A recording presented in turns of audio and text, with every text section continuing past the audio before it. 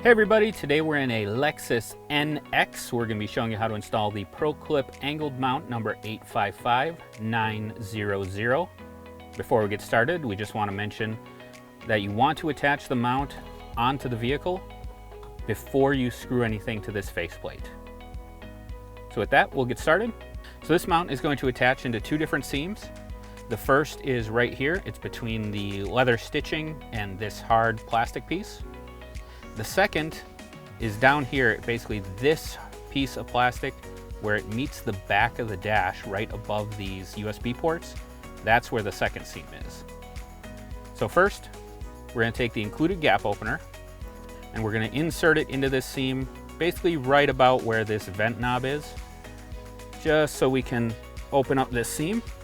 And we're going to take the mount, and this upper lip is going to insert into that newly opened seam. Once it's in, you can take the gap opener out.